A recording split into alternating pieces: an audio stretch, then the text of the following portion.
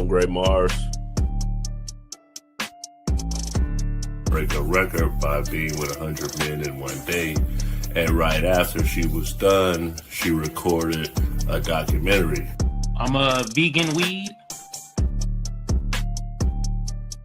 Call yourself fresh and wear the same weak ass turtleneck on every show.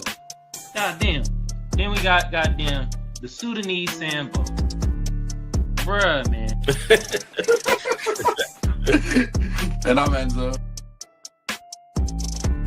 Bringing up in my lives is they're like, oh well, he's violating the Constitution by having a meme coin and him making money off it in office and everything like that. I was like, if that was the case, like there would be lawsuits up the ass and impeachment in court. I'm skeptic. Like I always say, don't let anybody trample on your constitutional rights. I'm Mia. That's not a correct power dynamic in my mind. Typically, the people that are trying to be removed are not in control. That's why they're easily being removed. The government, states, they start putting these RICO acts on Diddy, all of these guys, and try to put it on these ongoing criminal organizations. I ain't never seen the government put a RICO act on the KKK. Switch happened. Come on, man. You got to acknowledge this. This is the problem that I have with elders like you, because you fail to acknowledge that this stuff has happened. If we sit there and be old school, we gonna miss the boat. You know, a lot of this kids 19 years old buying houses with Bitcoin, buying Maserati. Wow.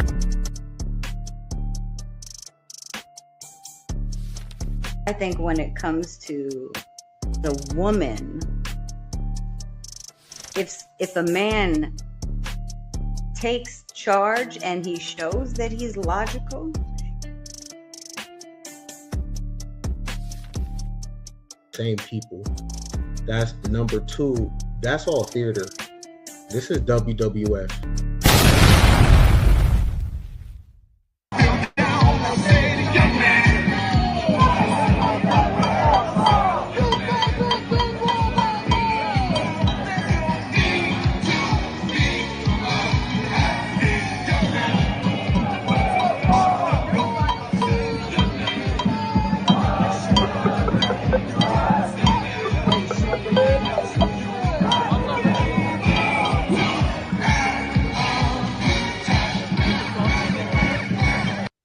Disclaimer. The views and opinions expressed on this panel show are those of the individual speakers and do not necessarily reflect the views or positions of this channel, its affiliates, sponsors, or production team. This content is intended for informational and entertainment purposes only. Viewer discretion is advised. We encourage respectful dialogue and critical thinking around the topics discussed. Party. Why I like the new party? Number one, it's a group of people that's on a panel. We all have differences, but we all basically still come together at the end of the day. The new party for me is about unity. The new party for me is about educating people to the truth, letting people know what's been going on in our country. With that being said, shout out to the new party, man. We're going to keep it going with y'all.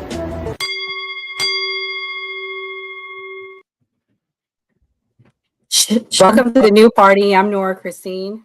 I'm Gray Mars. Manzo. I'm Kamal. I'm Big Jimmy. I'm skeptic. And shout out to Big Jimmy and the chat. We got Lauren, Shane.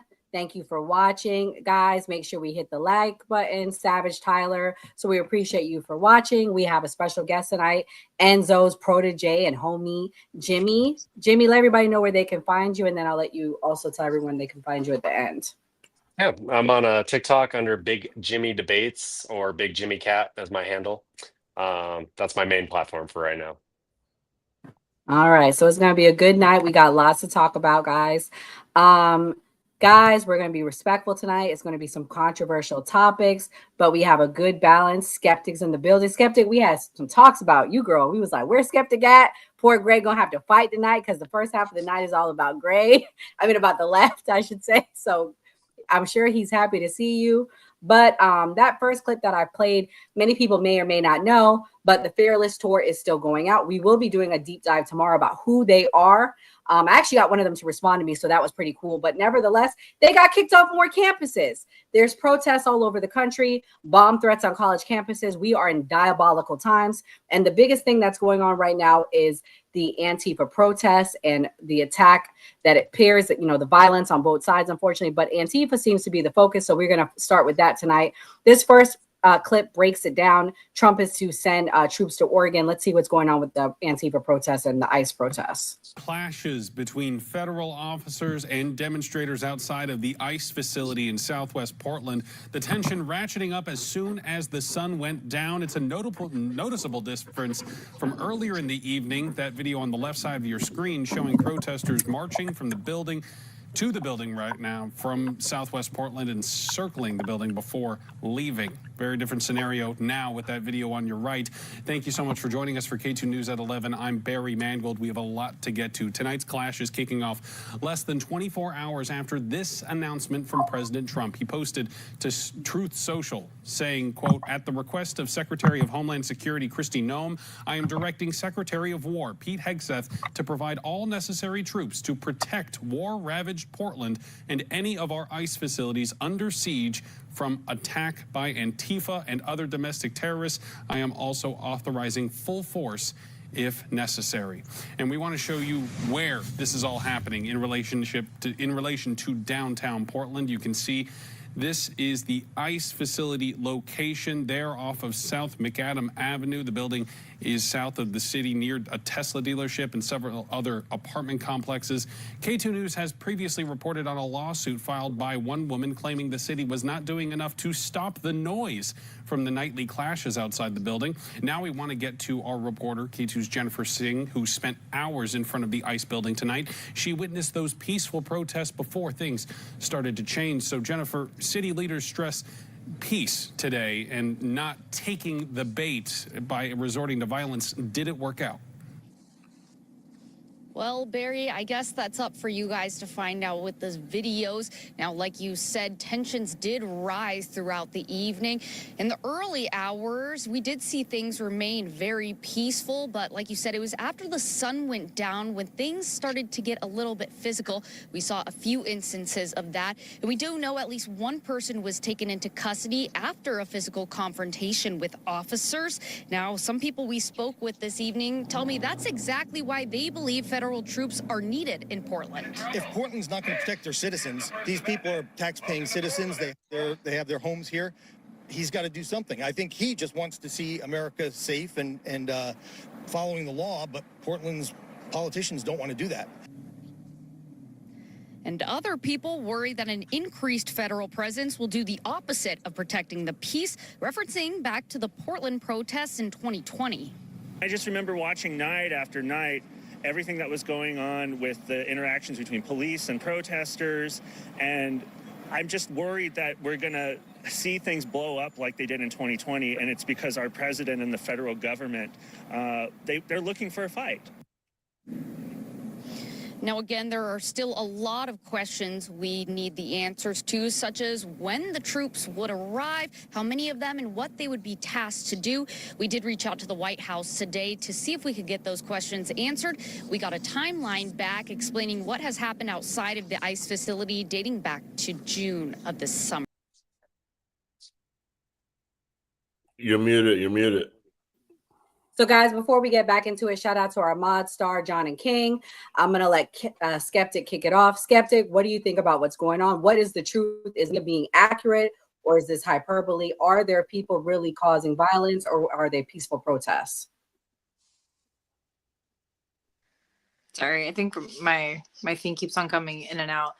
I think the interesting thing is like how they're making what's going on, number one, is like they try and politicize these things that could be handled differently, which is an interesting thing to me. I haven't really heard anyone talking about the like 1,200 immigrants that are missing in Alligator Alcatraz that all of a sudden we can't find records for. Like, I think those parts to me are more interesting than like what they're trying to do. They want to do this to instigate people to try and have this like back and forth. And like, to be honest with you, the right continues to say they stand for things like small government and to respect state rights, when in reality it's not that. Like, they just want, again, they are the ones, like we just saw in this church, this Trump supporter go in there and unalive people. Like, they are the violent ones. They're the ones that want to instigate violence. So I think, like, to me, I've always been for like peaceful protesting. You can protest as long as it continues to stay peaceful. These people want to have a problem. They want to have an altercation. So why give it to them? Like, continue to stay peaceful, continue to look into the actual missing immigrants that are going missing in these facilities. And I think, again, it's uncalled for. The same thing that happened in DC. Like, it's going to be very expensive, and they're going to try and make it out to be this very violent thing when we're going to see at the end of it, they're doing it to instigate us to violence again. Boy, all right. I got a MAGA man that showed up at the protest, and then I'm gonna have Jimmy go. It's a really short clip, but basically he showed up. These are some of the people coming to counter protest. We'll see. Did they bring the violence or not? Let's see. With the American flag, saw, I don't know if it was my live or another live. You can see him right here. He said he lives close by, and he came down because he saw us getting mobbed. So, like, what a good guy that he would do that. Thank God. He's brave. Okay, but if you want the war to stop and you want to free Palestine, how can we not be protesting AOC? No, not the organization. APAC, AOC, all of them. All of them. All of them. So this is the man. He came down because he saw us being mobbed, and he brought his wife with him. It's like so brave of them. It's so brave of them. They decided to stand up and do something. I love it. I love this. I'm so happy to see that.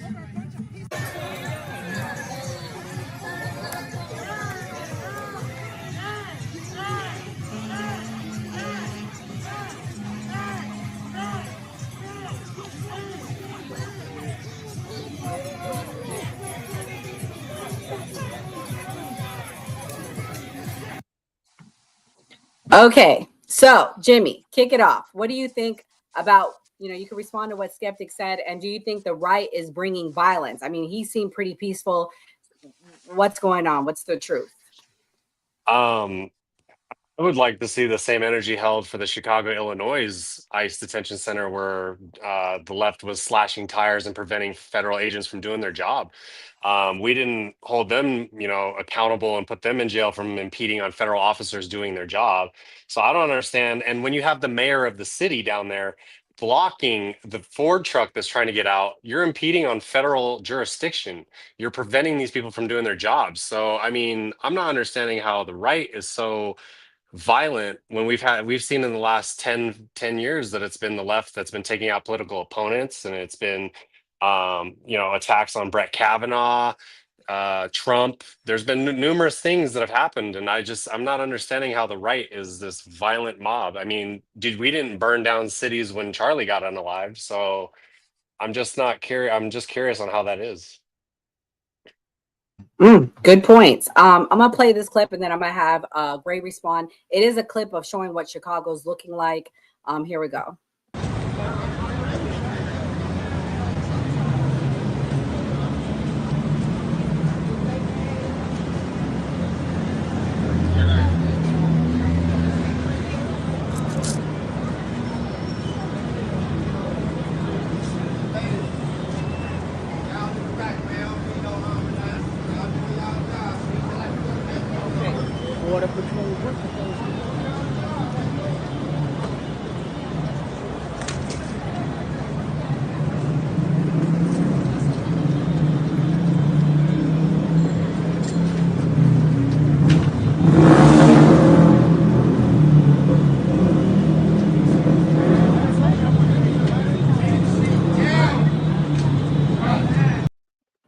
So, Gray, what do you think about this? About what John said? John is a pilot. Shout out to him. He's one of our mods. He said, I saw mostly peaceful protests near downtown, but I could feel the tension. I was there early, though.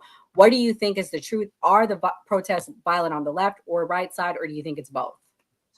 I think it probably starts out peaceful till a bunch of people get there, because I was in Chicago right before the No Kings protest. Nothing got crazy, then it got crazy later on. Me and you went to the Turning Point thing on Friday. Then the next day we showed up, it got crazy. So I think the people that are super invested in politics, it doesn't matter what side they on. I think it's a personality thing where people are willing to argue and get in trouble for this stuff. But the people that's just trying to go to work or just living their life, they're the people that have an issue with this. The people that work downtown, people that have to deal with all this fiasco happening, chaos happening everywhere. Well, yeah, you're right, Gray. I mean, it was the calm before the storm when we were there. And then the next day I was watching people's lives and it was chaotic. But I have a clip. This is Michael Blackson. He was on the Breakfast Club. This is what he has to say about immigration at ICE. And then I'm going to have Kamal respond. I have no criminal record. Well, no, that's part of what he's been doing. He's been deporting people who are actually U.S. citizens or people who've been going through the process. Well, you have to have some kind of criminal record. He'll find something.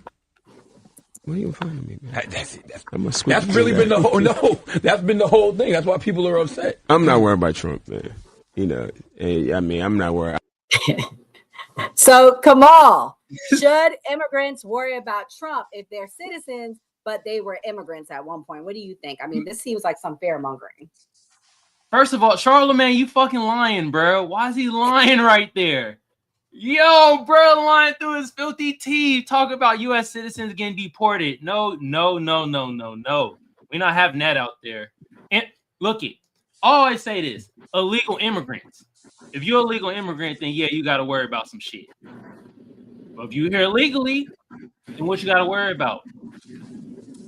And if you don't do no crime here, that's the two things. You feel me? Unless you talk about this one topic.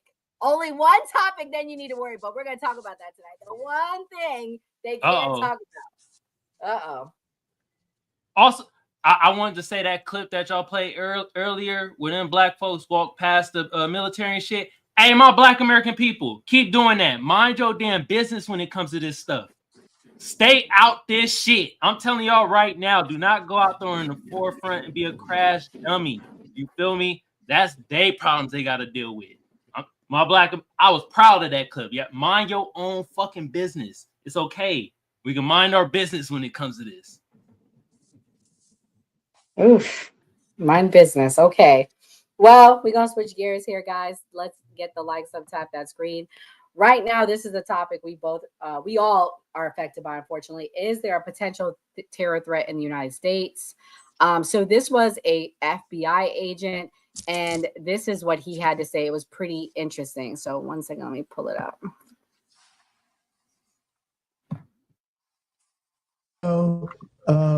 Was it 2021?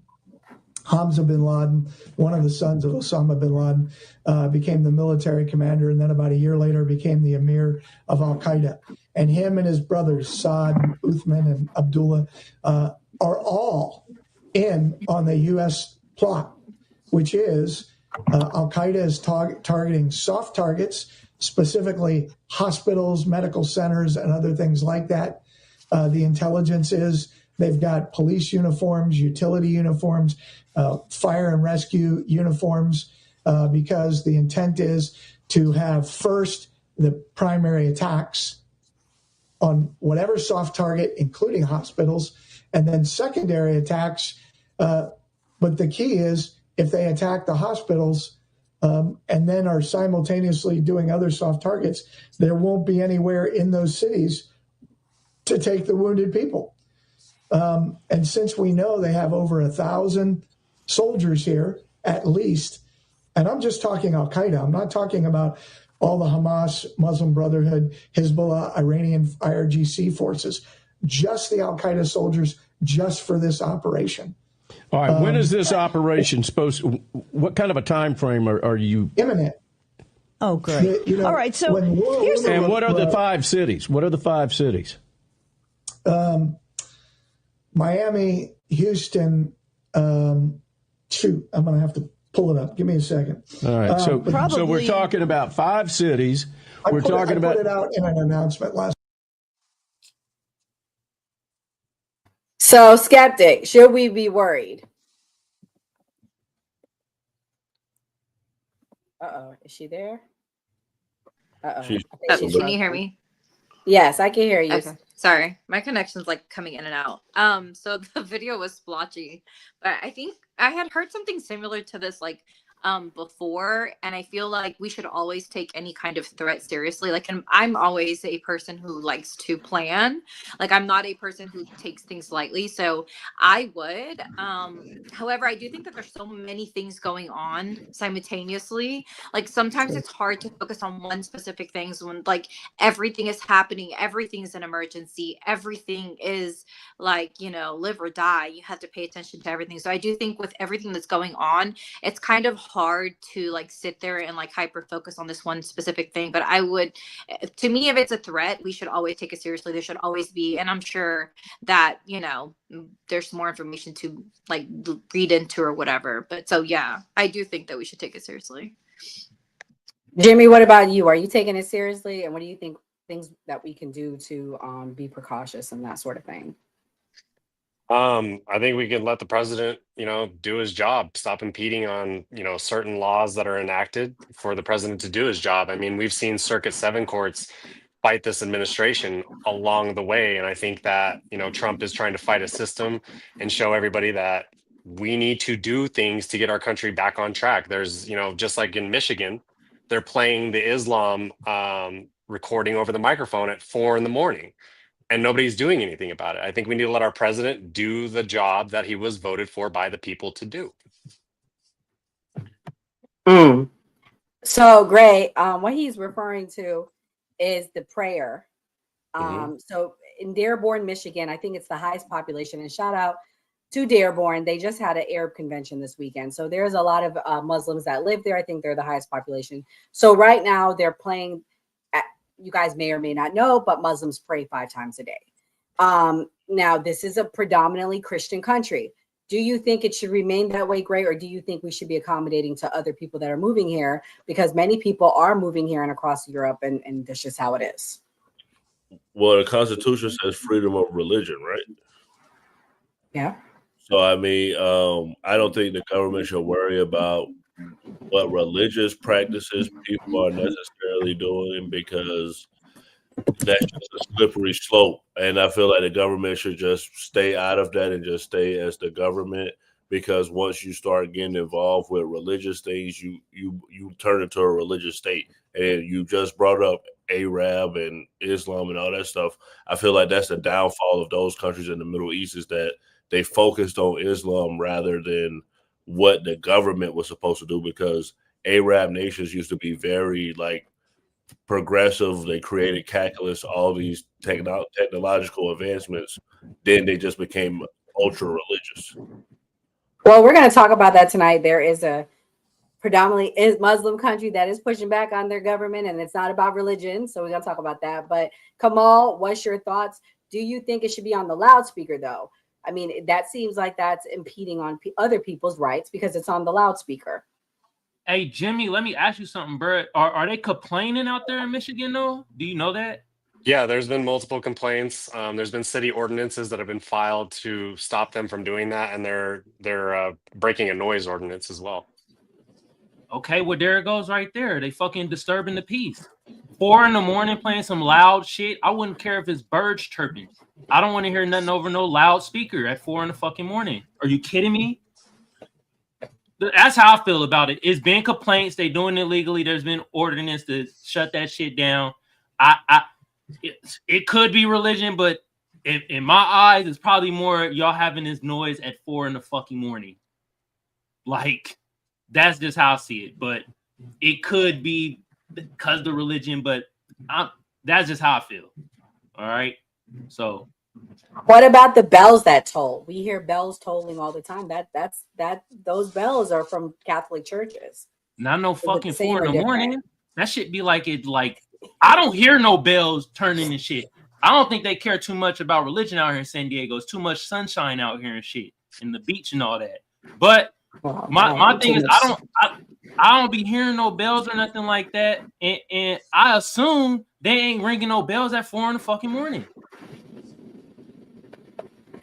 And so, what's your thoughts? Do the paranoid survive, or are we being too paranoid by even playing this clip? I mean, I'm just gonna look at it in this light, right? Based off the last clip that we see, we have domestic terrorist Antifa, the left, going after ICE agents. I'm going to say this, and I'm going to say this loud and clear. Y'all have no fucking moral ground to sit here and say J6 anymore, attacking LEOs and police officers or anything like that, when this shit has been going on way before that. Okay? First that. And then we can segue over to the Biden administration with all the illegal migrants that they let into this country, all the people that we've been looking at, all the terrorists that have been caught by ICE already in this administration, all the sleeper cells that we know are in this country. Something is going to happen. And when that comes down, I don't want to hear nobody sitting here saying, oh, that's all Trump's fault. It's all Trump's fault. They let these people in.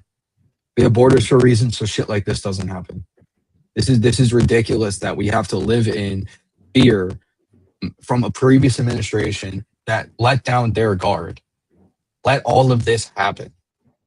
This is the consequences of an open border. This is the consequences of everything that has happened. And by taking federal agents, National Guard away from what they need to be doing to be protecting ICE facilities is going to be taken away from when something does happen. This is all manufactured at this point. This is the downfall that they all wanted, in my eyes. That's exactly what I'm seeing. And they're going to get the results that they wanted at the sacrifice of American citizens. I'm going to sit here and continue blaming the left, like how I'm going to blame the left for the government shutting down. You guys care so much about American soldiers and veterans and all these people. Who's going to pay them now when the government gets shut down? For you guys not agreeing to a spending bill? And one thing I did want to touch on before too, about the person who shot up the church. I'm going to do something the left will not do. Yeah, that was a MAGA extremist that did that. We don't condemn violence like that. We're not going to shift the finger and say, oh, that's the left, that's the left. And clear as day who it is. You don't condone. Yeah. We condemn it. I'm sorry, we don't condone. Sorry, I slipped up my words. We don't condone what happened there. We will sit there and say that was somebody from the right. We're not going to point the finger. Okay, that was. Hey, he's and shots fired. Where's the sounds? Drop the bomb. Drop the bomb. Just kidding. Okay. Woo! A long week of me watching this shit happen. I got a lot to say. Oh well, let's see if you got a lot to say about this. All right, y'all. So Netanyahu was chilling in America this week. He spoke at the UN, and then he met with some MAGA. Well, I don't want to say MAGA. Let me say influencers, because they don't necessarily got to be MAGA. Some influencers, and a news article came out that I would like to show y'all. I'm gonna show it in a little bit. That allegedly they're being paid. We'll touch on that. So there's a lot that's going to be said right now. So this is the first clip. It talks about Netanyahu meeting with the influencers. Let's just get right into it. Christian influencers. Okay. You said we talked about the woke right, and you said I call it the woke right. That's a brilliant observation. The woke right, because these people, they're not any different from the woke left. I mean, they're insane. But they're actually meeting on some of the things. And what we have to do is we have to secure that part of the base of our support in the United States. That is being challenged systematically. A lot of this is done with money. Money of NGOs, vast. Money of governments, vaster. Okay? We have to fight back. How do we fight back? Our influencers. I think you should also talk to them if you have a chance. To that community. They're very important. And secondly, we're going to have to use the tools of battle. The weapons change over time. You can't fight today with swords. That doesn't work very well. Okay? And you can't fight with cavalry. That doesn't work very well. And you have these new things, like drones, things like that. I won't get into that. But we have to fight with the weapons that apply to the battlefields in which we're engaged. And the most important ones are the social media. And the most important purchase that is going on right now is class TikTok. TikTok, number one. And I hope it goes through because it can be consequential. And the other one, what's the other one that's most important? X.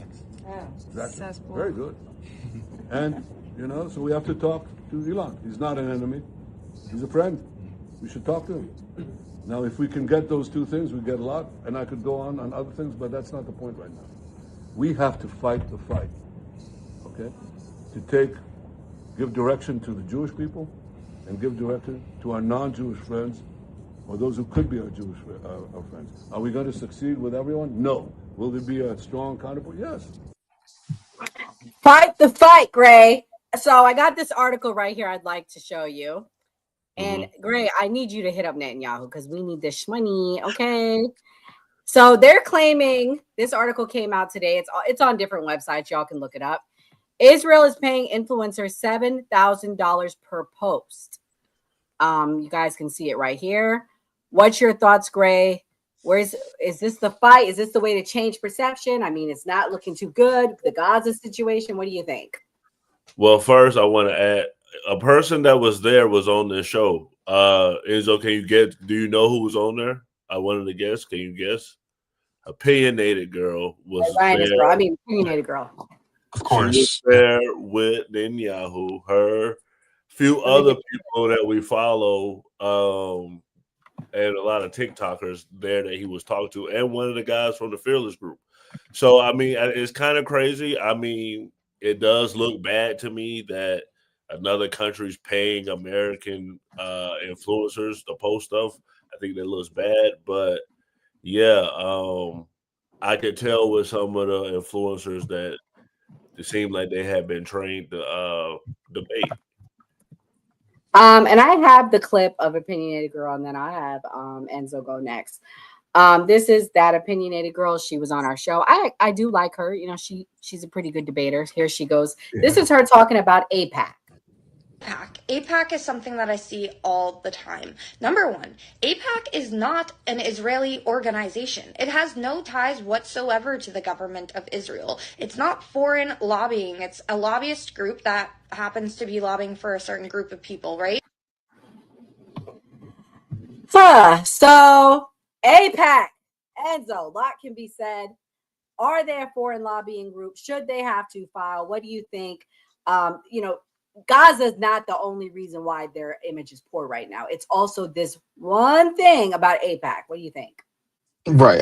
So from my understanding of AIPAC, I haven't really dove that deep into AIPAC, if it actually is a foreign entity, and that's why they don't have to register. That's from my knowledge of it is that they are part of the Israel state, and that's where the funding does come from. But then again, I would need to do more research on that. I've really never looked into that much. I mean, Netanyahu is sitting down with influencers. Like they're paying them to put out whatever they want to put out at this point. You have people on the left paying certain influencers to do it. You have people on the right now doing the same thing. It is what it is. I mean, I want this all out of politics and influencing and all that. I think it's ridiculous in my eyes. I don't agree with paying influencers to push anything, right or left. Never will. This clip right here, this is another podcast. They went up to Congress people and they asked them, are you being paid? What's going on? And this is their reactions. Congressman, Frankie Stocks here, Stu Peters Network, asking every member I can this question. Do you care about Israel or the United States more? No answers? How much AIPAC money are you guys taking? Congressman McGuire, I know you criticized your predecessor for not being supportive enough of Israel. How much Israel money did you take?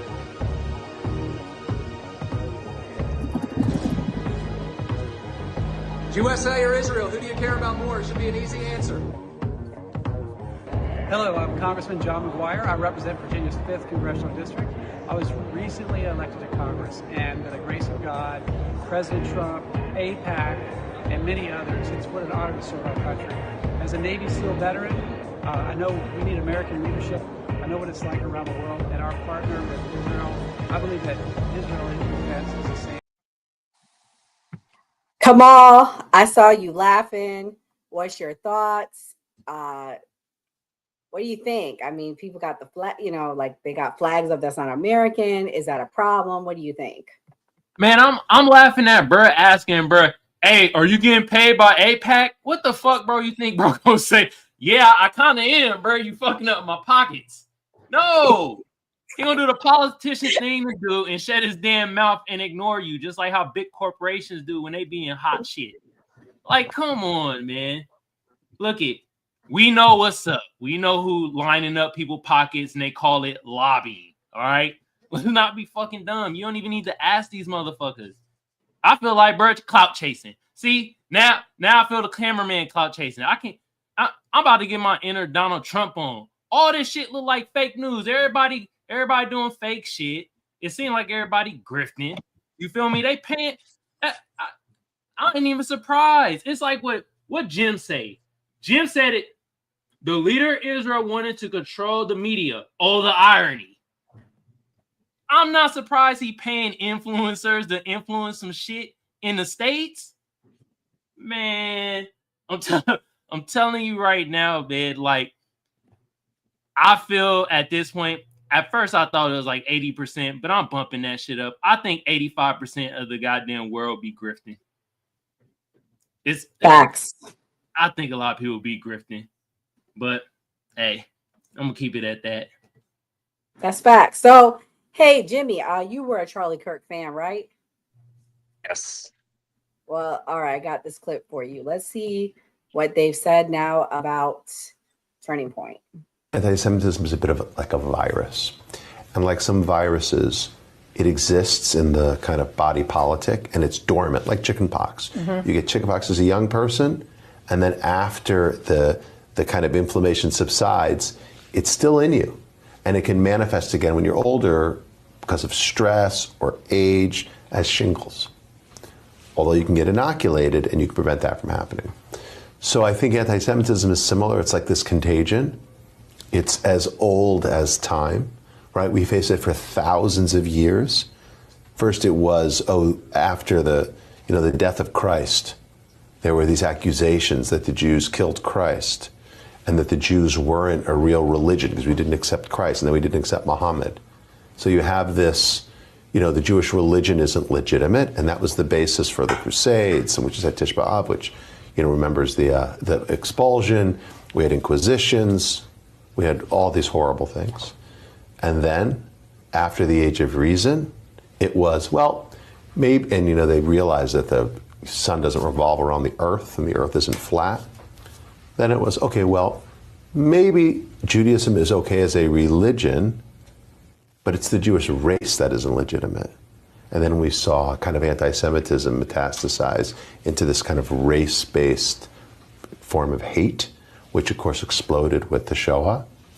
And then after the tragedy of that, the injustice of that was exposed, people then said, it's not that their religion is illegitimate or their race is illegitimate. Now it's the Jewish state that's illegitimate. And we see that now in the form of anti-Zionism, which is... So where I'm going with this, and I'm going to share my screen, is the ADL, which he's the CEO of, the Anti-Defamation League, now labels Turning Point as an extremist hate group. And this is now, Elon Musk has been triggered because of this. He's been tweeting about it. What's your thoughts on that? I know you're a fan of Charlie Kirk's, and I'm sure of Turning Point since you're a fan of his. Yeah, I don't agree with the ADL. Charlie stood for more than what people are making him out to be. He gave the left a platform. He allowed them to speak freely. He debated them openly, and he had conversations. And I think that now that he has been on the lives and things like that, that people are taking the narrative and trying to spin it in their favor. And I think, I just think it's not right. I think this man needs to rest in peace. I think that Turning Point, you could even go off of today. There was a suspicious package left out in front of a TPUSA event, and they had to blow it up. I mean, in Utah. which side is really doing the damage here? I don't think it's TPUSA.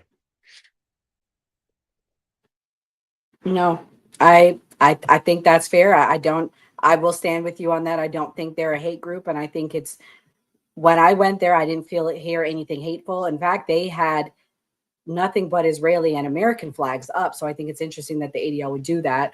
But here is Chris Cuomo response to Elon Musk on his attack on what he calls an attack on the ADL. Musk sent this after the shooting with a screenshot from the Jewish group labeling Christian identity as extremist. Musk wrote, "The ADL hates Christians, therefore it is a hate group." Everything about this is wrong. And to be honest, I first went to Elon and wanted him to explain this to me about, because, the guy's a genius, and he told me to piss off, and then it said I can't send him messages anymore. And I find that regrettable. I was talking to him about maybe doing something on Twitter not too long ago, talk to his people. I don't believe in just, trashing platforms. I think that we all have to be involved in how to get him to a better place. But, he makes whatever choice he makes. I don't hold it against him personally, but I do hold how he runs his business and how he handles himself. I do take that personally. How could he think that the attack on the Mormon Church in Michigan was inspired by the ADL? So I guess he does see some limits on free speech because he doesn't let me have my messages with him. I just wish he would limit his own speech. He must know that report can't reasonably have anything to do with what just happened. Enzo, you kind of touched on this. What's your thoughts on what Elon Musk said? He's basically saying that due to the ADL labeling Christian nationalism as a hate group or whatever, that might have inspired it. What do you think about that? You see a connection? I think the ADL is being reaching a little bit, trying to put everybody under that Christian nationalist that look, and that's where they're getting it from. I think Elon did a very, very poor job of that when Cuomo reached out to him for comment. I think he should have went about that a little bit differently and gave a different perspective, or gave his perspective and telling him to piss off, and pretty much just blocking the guy when he's just asking, well, hey, what did you mean by that? That's really all I could take it from it. That's a good point. And shout out to the Alaskan. Where's the sound effects? Come on, where's the sound effects? Hold on. Yeah. There we go. New member. He became a member of your network, Kamal, but that's okay. I'm glad. Because it has the little emblem. Either way, I don't care. Yeah, I think so. But I'm happy we got a new member. If you guys become member on the new party page, we have exclusive footage when we went to Turning Point. We went to Turning Point. We got to see Charlie Kirk up close. Shout out to Kamal. He was our DJ that day. And we also got to see Myron Gaines up close. We got to meet him. And interestingly enough, we got to meet a group of fellas that were following Myron Gaines around. If you want to go see who that was, I'm not going to say it on here. You can see it. You got to see our experience. So please become a member. We have exclusive videos. I'm going to play this Grindr clip. This was per Gray's request. He wanted me to play this. Let me play it. Is Grindr having outages after Charlie Kirk's funeral? Why is Grindr having outages after the RNC? Why is Benny Johnson getting fed gay cruise places? And here's the deal. We want Benny to go on that gay cruise. We want that to happen for him. Well, his wife doesn't. His wife, I know for a fact his wife does not allow Benny to go on work trips by himself any longer. I mean, here's the thing. He was hanging out with other men too much, it seems. Yeah. I think I have a whole hypothesis that MAGA has a DL demon queen problem. And they think, okay, if we can make the country Christian nationalist, if we can put prayer in schools, if we can do all of these things, then maybe I won't want to go eat out. And then it's never going to fix it because they have so much shame and they live in such Puritan culture that they are trying to legislate and be the moral police out of their own sexual problems. Jesus Christ. Is this what the left talks about? Great. Y'all got nothing better to talk about but Grindr apps at funerals and Jesus Christ. I've never seen that clip, so you trying to say that was me. I never seen that, but that was funny. Well, I guess reality is stranger than fiction. It would be if that's the case, and what she's saying that then reality is stranger than fiction is a movie called American Beauty with Kevin Spacey. If you haven't seen it, you should see it. It was about this guy hardcore, but he was actually homosexual. So it's a movie where they talked about that type of situation with extreme homophobia. Sometimes those people have homosexual tendencies. But if you haven't seen that movie, go check it out. Oh Lord. Well, I got a special. What did I walk into? You missed the best clip, bro. I don't even know what to tell you. You might need to go back. You might need to go back. But I'm about to play this clip. This is Kim Iverson. I really like her. She's pretty fair and bipartisan. This is what she had to say about the social media influencers, and then I'll let Skeptic respond before we go to the next topic.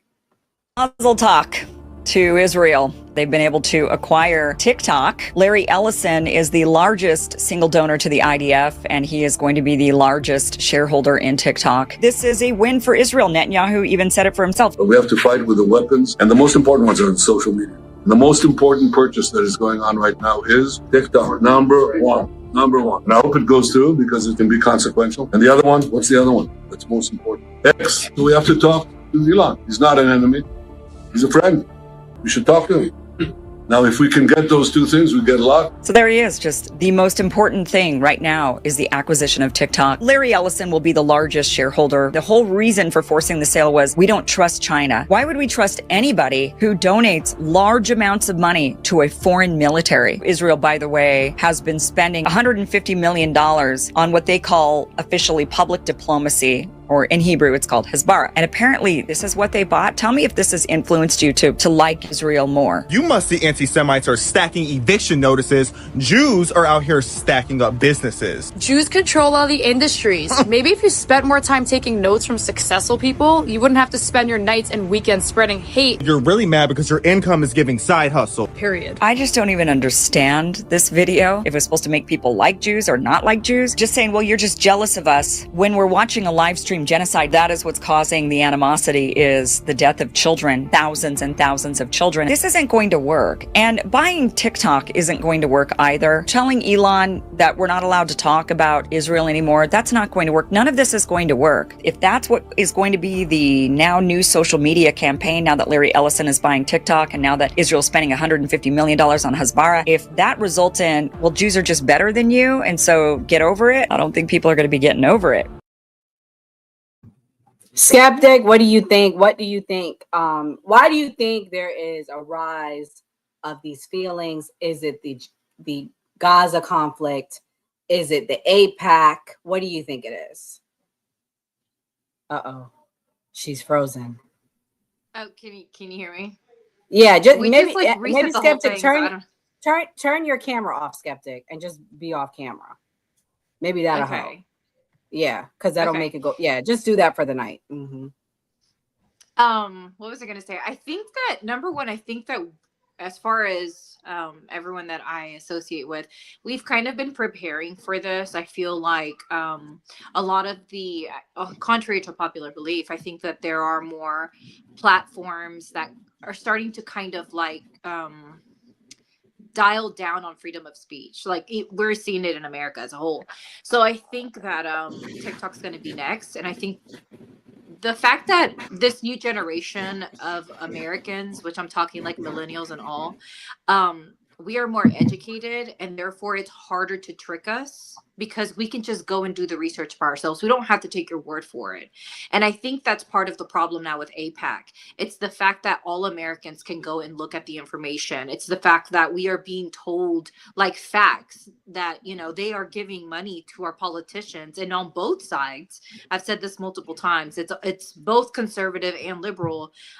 Both people are taking up for Israel. And so in reality, like Americans need to wake up to the fact that foreign countries shouldn't have this much influence on our political, our the people that are in politics. So the people that hold power. So I think that, I think as a whole, number one, I think that freedom of speech is something that's under attack right now, period. And then I think that TikTok was a little bit too much of, it was allowing too much for younger people to have a voice when it came to politics. And I think they have to put a stop to that. And I will say the majority of the platforms that I do see kind of bring light to what's going on in Gaza. And so I think that that's not good for, you know, Israel. And young people are the future. That's why you're seeing these movements actually become bigger than they are. It's not just an app, but it's people coming together and giving and having money, and it's becoming like a real movement. So I think they have to put a stop to it because it's too many of us disagreeing with them. Yeah, I think this is what the one issue that can unite us, and I'll leave it at that.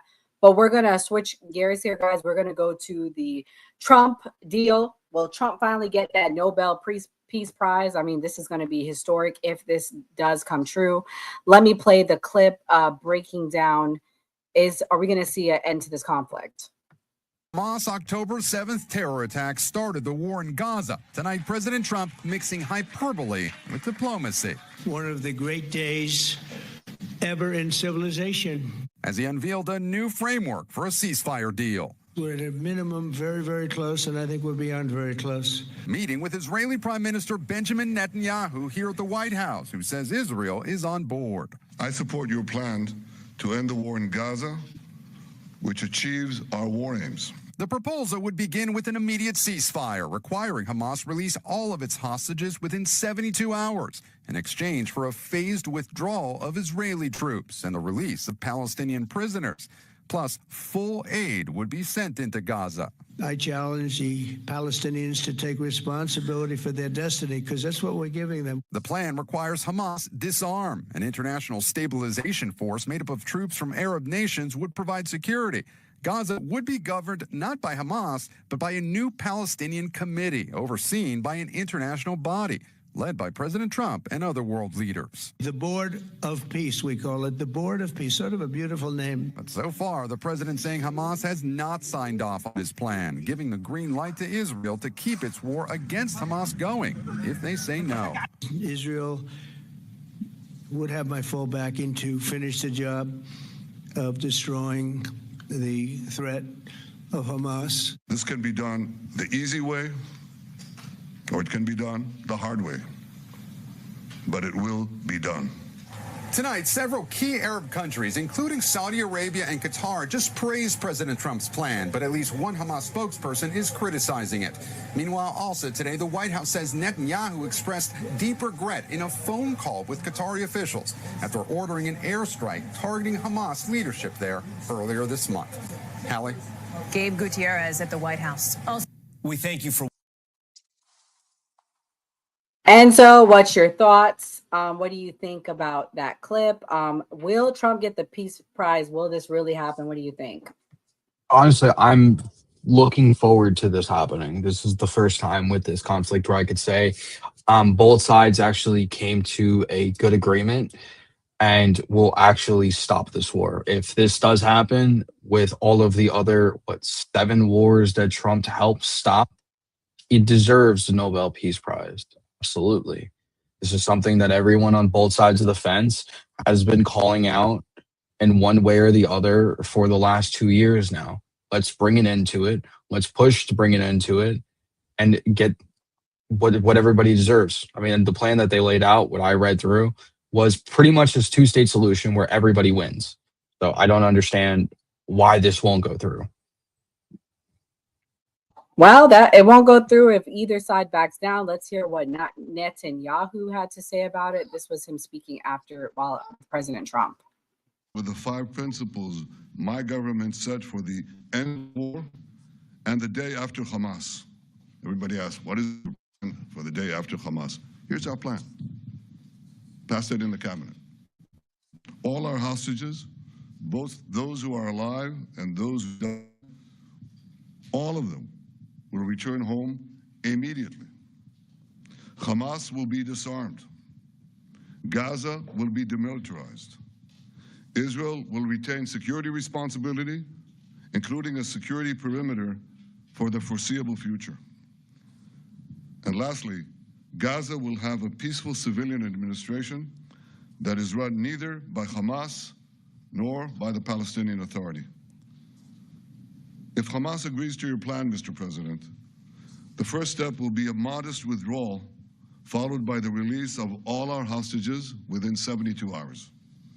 The next step will be the establishment of an international body charged with fully disarming Hamas and demilitarizing Gaza. I appreciate your willingness to lead the body, Mr. President. I really appreciate it because you have a lot of things to do, and this is important. And it reflects the confidence that this will give everyone, that things will be followed up on all the commitments made. The fact that you're taking this on, I think, helps a lot to make sure that everything flows in the direction that we want. Now, if this international body succeeds, we will have permanently ended the war. Israel will conduct further withdrawals linked to the extent of disarmament and demilitarization, but will remain in the security perimeter for the foreseeable future. I think we should understand that we're giving everybody a chance to have this done peacefully, something that will achieve all our war objectives without any further bloodshed. But if Hamas rejects your plan, Mr. President, or if they supposedly accept it and then basically do everything to counter it, then Israel will finish the job by itself. This can be done the easy way, or it can be done the hard way, but it will be done. We prefer the easy way, but it has to be done.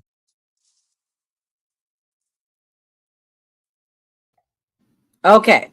So, Jimmy, what do you think about this? Is this deal going to happen? What do you think the barriers are for it to happen at this point? I think it's going to happen. I think that the Palestinian people know that Trump and Hamas know that Trump's the real deal. I think the 5 out of the 8 rejections of a 2-state between the Palestinians and the Israelites, I think it's time for this to be called. I think it needs to happen. And with Trump being the president that he is, I think it's going to go through. But it's also a clear warning to the Palestinians and Hamas: if you do not follow it, Israel's going to do what they have to do. And I don't think anybody wants that. I don't think anybody wants to see that. But I think them knowing Trump is the person that he is, they need to sign the contract. Release the hostages as well. Right. And there, just so many people know, there are detainees on Israel's side too that will be involved in this deal. Over 1,000 would be released in exchange. Also, I mean, people are literally living in tents. I'm going to play this clip because many people don't know what's going on over here. This is a clip of what many children see when they're there, unfortunately.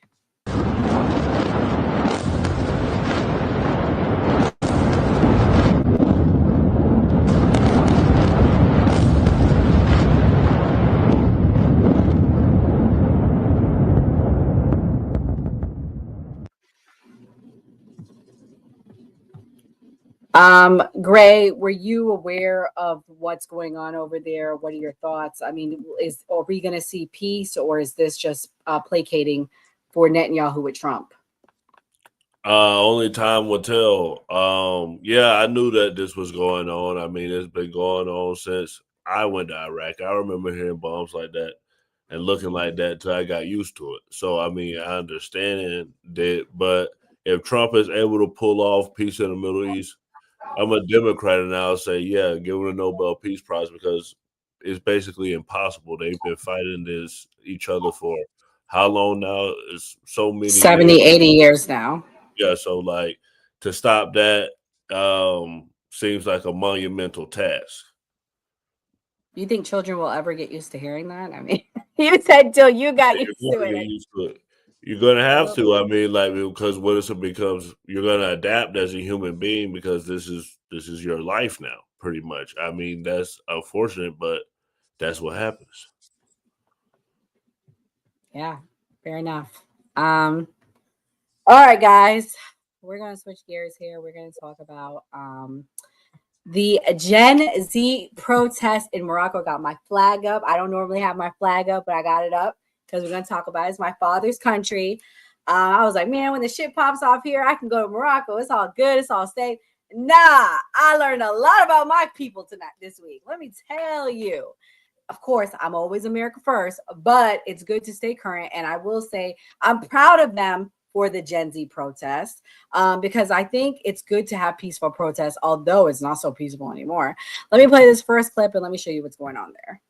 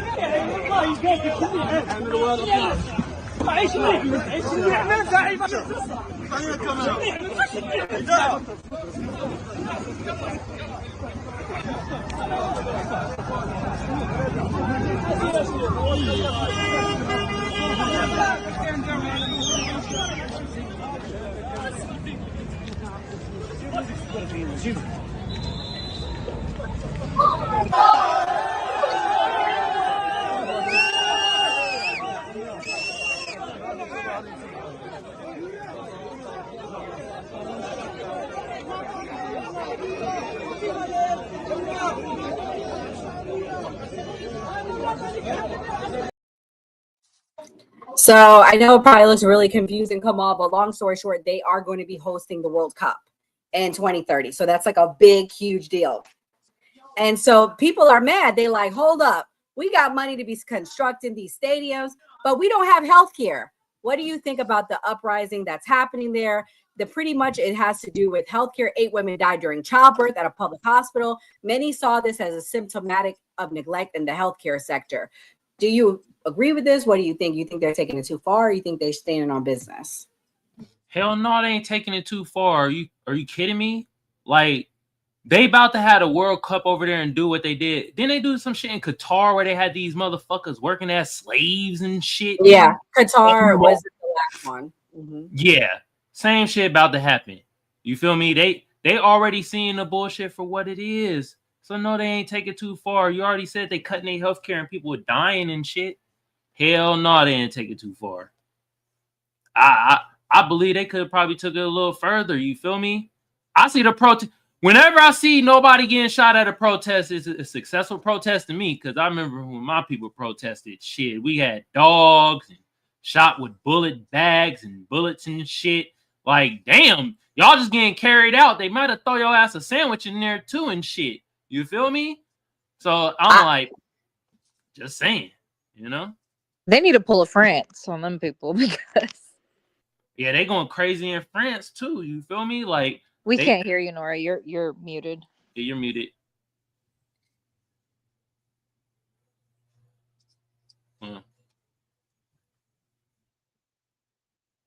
We can't hear none of y'all. What you? You're muted too, Gray. Yeah. I was gonna say when you cut like education and healthcare for people that are paying taxes, there's bound to be some madness for sure. Mm-hmm. Facts. For sure. Well, I don't know what's going on. Oh, she back. We have another clip. I'm gonna play it now, and I'm gonna let Skeptic comment.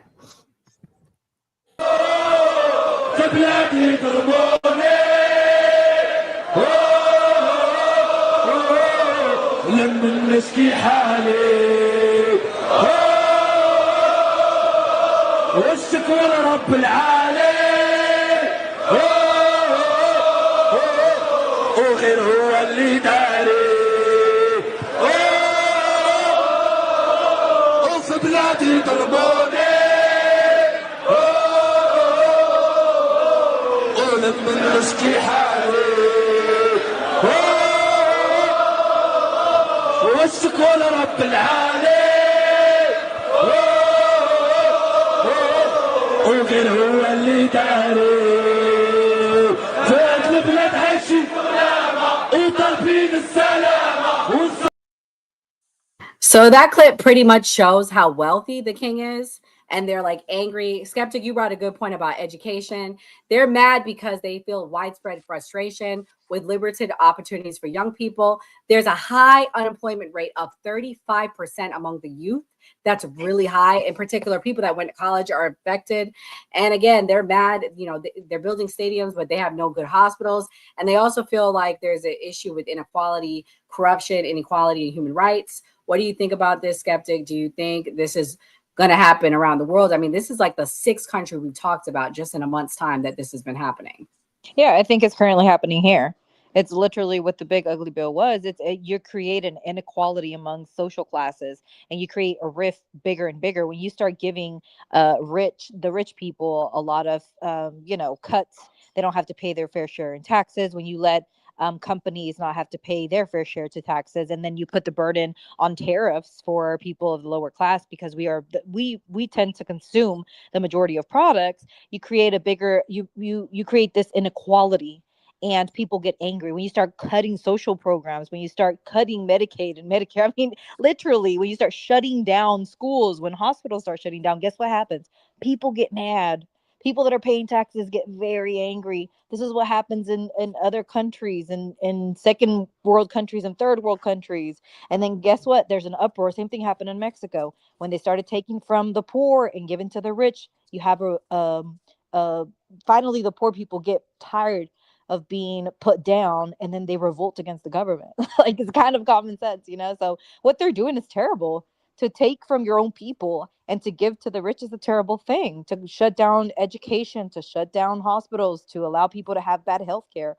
This is what's going to happen. You have an uproar of the people. They get tired of being pushed down, and finally they decide, hey, we're the power. Let's take back control. And we're gonna do a little education tonight, okay? Fish. First, I'm gonna pop off and say something slick to you, but I'm not going to, because you a little.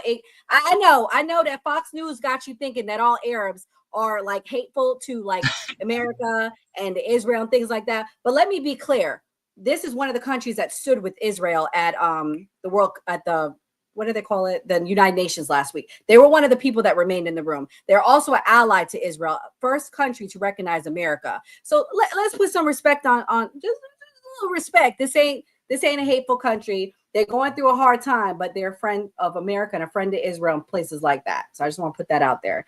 Anyways, Enzo, what's your thoughts on the whole thing? So, I mean, this happens all over the world, just in Morocco, where the government is pretty much just run by the rich people.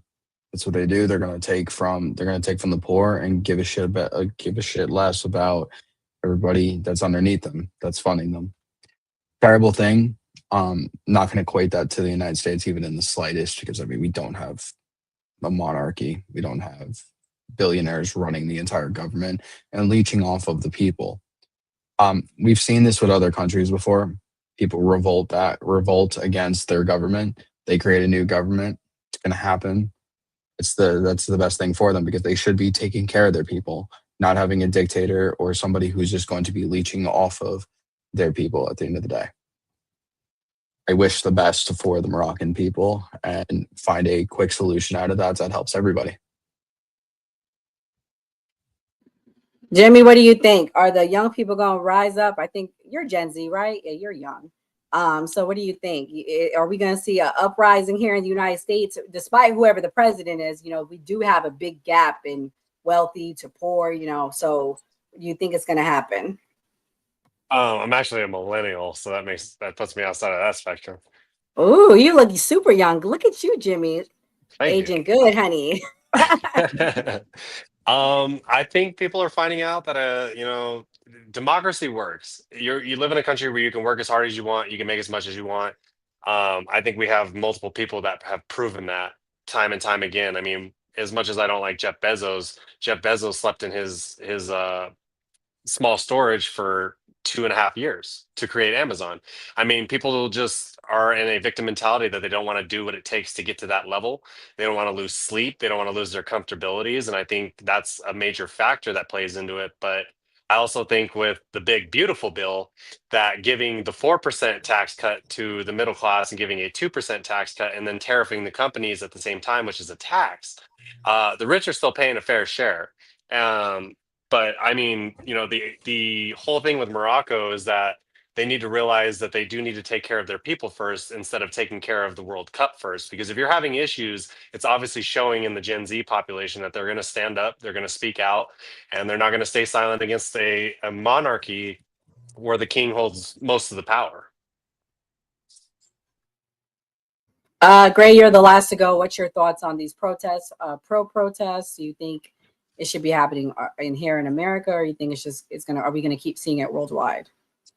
It's been worldwide, and it's actually in the Asian countries, they're holding up the One Piece flag, fighting against the government. I don't know if you've seen that, but it's happening all over. I mean, like, we live in a global economy, so of course the people are going to fight back. If just parroting basically what everybody else is saying, we've seen this in history countless times. So hopefully the rich is smart enough to say, let's not make this happen. But I will say a meme that I saw where they basically said, historians won't be surprised that the rich tricked the poor.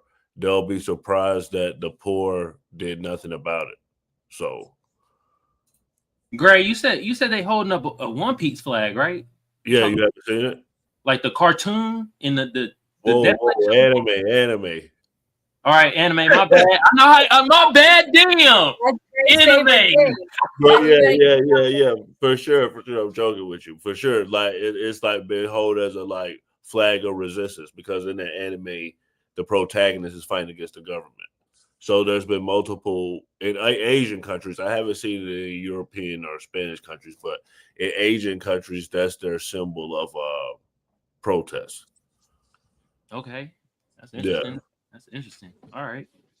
But yeah, it's happening all over.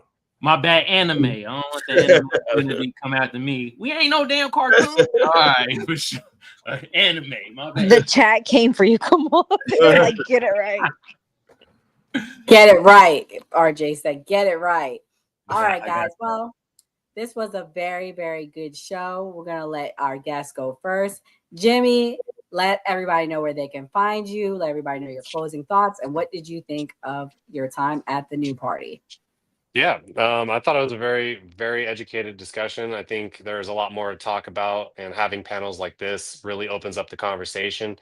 I think we're really following in the steps of Charlie by, having the discussions and making sure that people are educated on these things because they need to know what's going on in the world. And I loved it here. And you can find me on TikTok at Big Jimmy Debates. My at is Big Jimmy Cat. You can follow me on there. When's the next debate, Jimmy? Probably tonight. I'll be on Enzo's live, so we'll get into it tonight. Oh man, we gonna get all right. Party at Enzo's. Enzo, thank you for bringing us Jimmy. This was a great guest. What is your closing thoughts? So my closing thoughts, like always, this was a great episode. Jimmy, thank you for coming. Shout out to the panel, Skeptic, Ignora, and the whole new party cast. Only thing I'm really gonna hit on is we keep talking about terrorist acts in the United States, but we keep looking the other way with terror is here. It's happening every single day. It is Antifa. It is people on the left, the extreme left, whatever you want to call them, Democrats, whatever they want to call themselves to distinguish who they are at this point. Those are the real terrorists in this country. They're the ones that are going against everything that Donald Trump is trying to do, cause all the trouble in the United States. And you'll have your fringe instances of the Republicans doing so. But as we see over the last 10 years, want those statistics to come out to show that it's literally violence from the left and politicians calling for violence of the left. But we need to call these people out. We need to show exactly who they are and let them be held accountable at this point. Because I'm sick and tired of seeing our country go down the route that it's going at.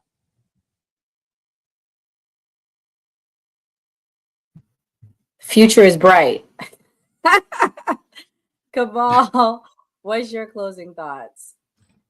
First of all, Ryan, I was gonna actually say something to you, but I just don't talk to stupid motherfuckers that don't know basic math. He said 5 grifters and 2 brothers. That's 7 motherfuckers. 6 of us on here, you ignorant bastard. God damn. Ryan H, man, you goddamn shut your ass up. Learn to do math, nigga. Anyway, second of all, Jimmy, appreciate you for coming on the panel and shit like that. You feel me? Also, y'all go follow everybody that's on the panel. Everybody got YouTubes and TikToks and stuff like that. Also, I got the new party channel pinned to the top of my chat. Y'all go sub to them and hit that notification bell. And then on my end, Kamal Johnson Network. You know what? Ryan H, where your monkey ass at? Oh, y'all kicked him out?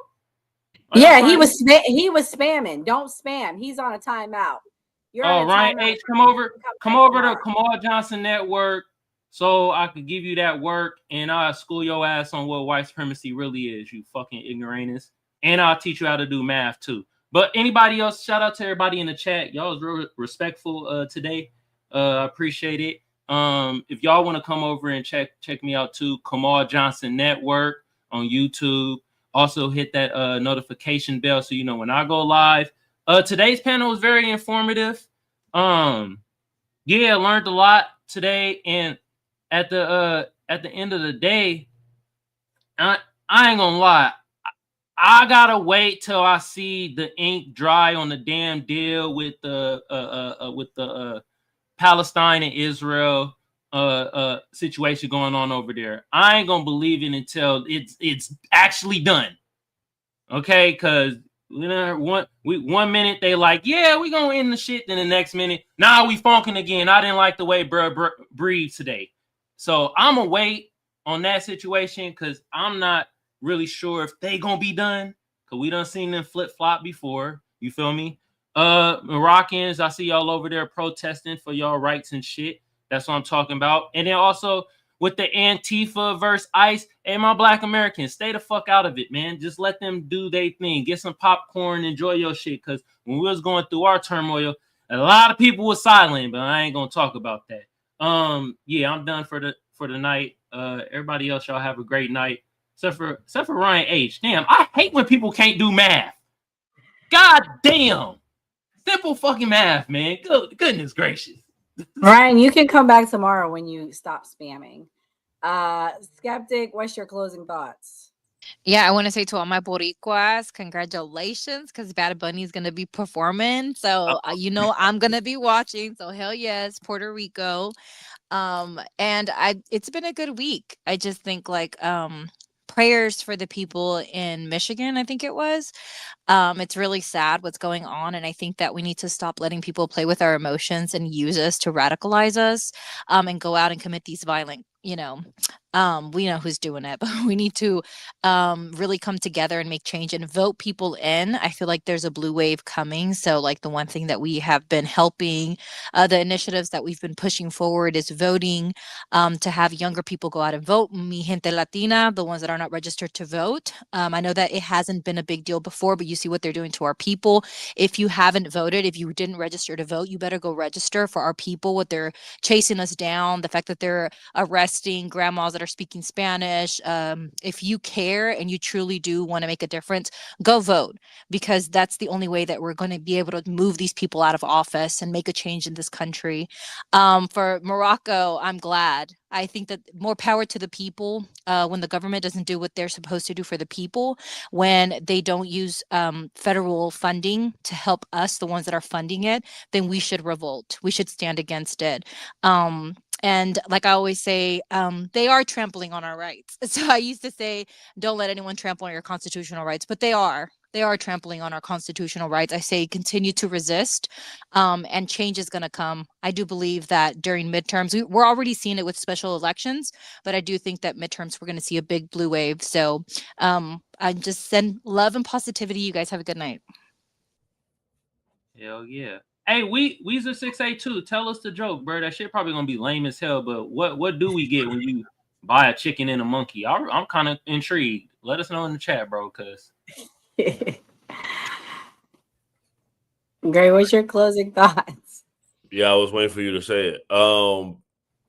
Since it was Trump's Israel Palestine peace deal, what I would say is, yeah, like everybody else, let's see if it's really going to happen. What I see with Trump is like Trump is now struggling with domestic policy, and now he's doing better with foreign policy. So I like what he did with Ukraine. I was shocked that he switched that So I mean, if he can pull it off with Israel and Palestine, he'll be doing better in foreign policy. But what everybody's saying with the political violence, I think Trump is the voice. If he come out and calm things down, I think we'll stop seeing all the political violence and all the division. So, like we always say on a new party, always vote. Man, NFL, you done gave the left something to celebrate. You got the king of the ice. You got the king of the ice speaking in Spanish. We're an English speaking country, but we got us a Spanish speaking Super Bowl. Yes. No. I'm sick of the division in this country. NFL, I see what you're fucking doing. You know these people was mad about what's that bro's name that performed this year? Come on. Kendrick Lamar.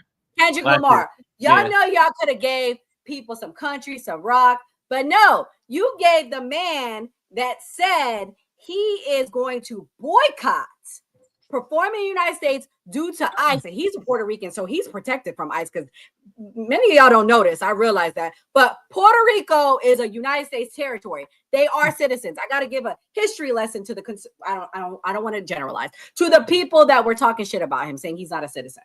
He is a citizen. He's an American. But it would have been nice if we could have an English-speaking person with it. I'm just saying. Nevertheless, I have this closing thought. The strength of the United States has always come from our ability to stand together as one nation, even when we disagree. Unity is not about thinking alike. It's about working together for the good of all. Guys, open your eyes. Realize all the psyops, all the things going on to divide us. The NFL is one of them. But, hey, I'm going to give y'all that win. Good for y'all. Celebrate. I'm happy for y'all. Y'all got y'all Super Bowl. But is a blue wave coming? That is the question to be.